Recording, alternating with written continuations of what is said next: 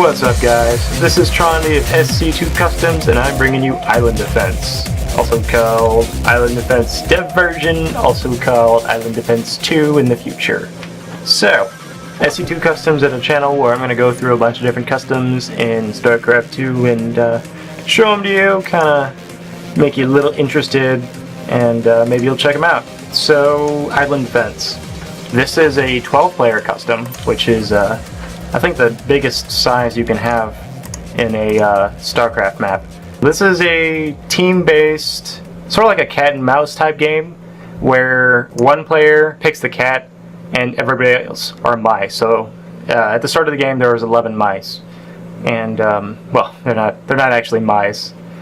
You actually get to pick between one of 9 different classes. And since this is an introductory video, I don't really want to get into too many details. But basically, there are baser heroes and then there are non-baser heroes.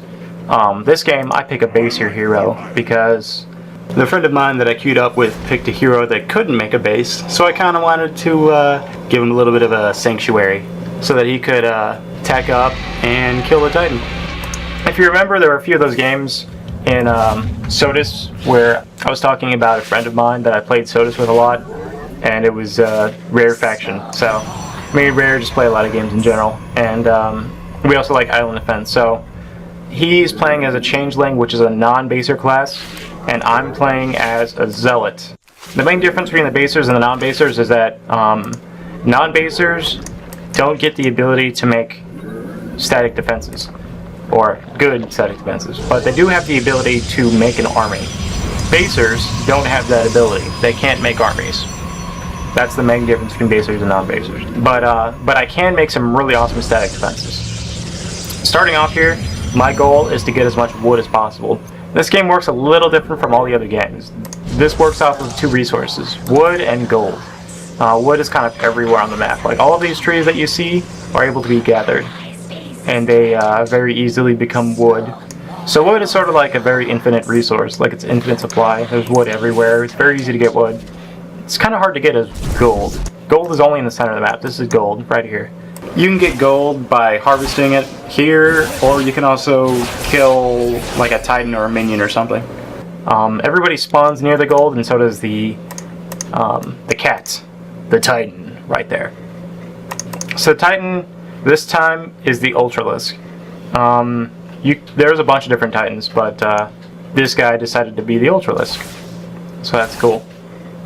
So the goal of basers and non-basers is to kill the Titan, and the Titan's goal is to kill everybody else. Basers and non-basers collect wood and gold, and the Titan just kills things and gets leveled up. So it's sort of like 2 games in one. And that's what happens when you die. Rage quit. Oh my god, I love this game. But what happened is, whenever the Titan kills a hero, the hero becomes a miniature Titan, or a minion, as it's called inside of the game. And the minion has the ability to become any of the different Titan classes. The idea here is that everybody's kind of scattered around this gigantic map, and trying to get wood, trying to get gold whenever they can, but get away before the Titan can kill them. And yeah, trying to make sure that the Titan doesn't kill people, trying to make sure that the Titan doesn't eat your buildings, trying to make sure he doesn't nom the crap out of you, because this Titan's already level 2 because he killed somebody. Eventually, Titan gets so powerful that even really good basers, yeah, like I'm starting to build up my base over here. At a certain point, even if I put cannons all over the place, the Titan will still be able to break through it. If the Titan gets to a certain level, I think 9-ish, it gets really, really difficult to stop. At level 12, Titans get an ultimate ability, and using that ultimate ability, they're basically unstoppable. So, yeah, the idea is to kill the Titan before he reaches that point. But he can only get levels off of killing people or killing things that people make. So, if everybody plays well, there's really no risk of the Titan leveling up. Apparently this Titan isn't very good. This wasn't like a special game or anything that I did, but I figured that this was a good idea, or this game was a good game to kind of show the different aspects of what's going on. So here's my base. It doesn't look like there are any other basers. So I guess, oh no. Oh no. That's bad. That's really bad. Never do this. So, basers have things that give them supply. For the Zealot, it is assimilators, which I have right here. There's also a baser that is a Marine, and the Marine has refineries. And for the Zerg, the little Zergling, it is, there are no Zerglings here, but it's an Overlord. So, the idea is that, you put your supply things in safe spots. Because if you put them out in the open, the Titan will very easily eat them. And that's very bad. So here the Titan's going to try to push on my base. I don't know if he actually pushes this or not, because I actually played this game a really long time ago. But it looks like he's not going to be able to get in very far. He's going to realize that in a moment here. Yeah, there he goes. So he turns around and runs away. So here, I'm a baser, so I have two essential buildings. I have walls and I have cannons. I'm constantly upgrading my cannons using the wood that I'm getting from this little outpost over here. And the main perk of having a baser is that, or being a baser, is that, for one, I'm very safe. Like right here, I'm very, very safe. The Titan is not strong enough to get into my base right now, so he can't kill me. Everybody else is very not safe. This guy is actually at half health and relatively out in the open. If someone came over, like over here, and snuck up on him, they could probably get a kill and just, you know, knock him down, which would suck majorly. But yeah, this is a formation that I chose to make my base because the whole idea is to make sure that the Titan doesn't get any experience, or as little experience as possible. Killing assimilators, killing overlords, and killing workers gives the Titan a lot of experience. I think if the Titan killed all of these workers, he would probably be level 4. And there's a big difference between level 3 and level 4.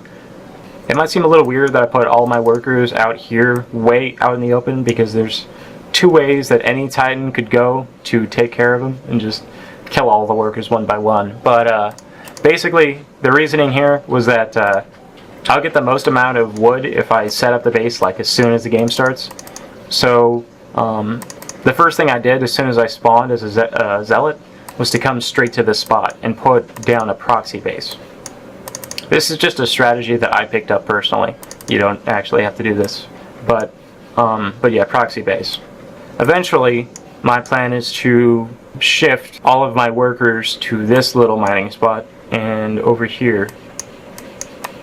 But I think I was having a conversation during this game, so I wasn't actually able to focus entirely and get that done. But eventually I do move all of my workers inside of my base. So everything is very safe, and so is this changeling right here. Rarefaction. Anybody actually could, at this point, go over to my base. This is a bad idea. But anybody at this point could go over to my base and start building buildings and teching up. If you put your expensive tech buildings out in the open, it's almost entirely a matter of luck to see whether they die or not.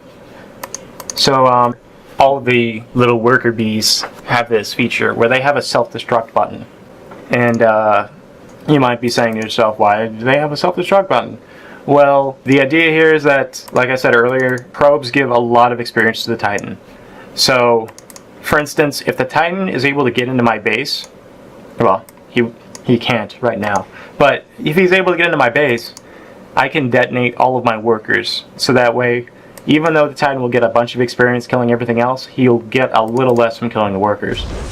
I think the more practical application of this is like if the Titan wanders around and sees this little proxy base right here.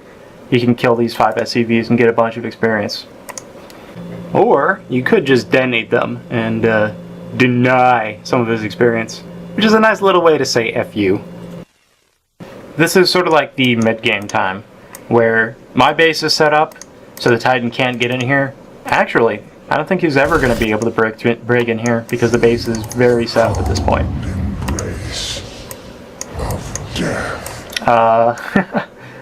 That's the sound when someone dies. So I'm guessing that, yeah.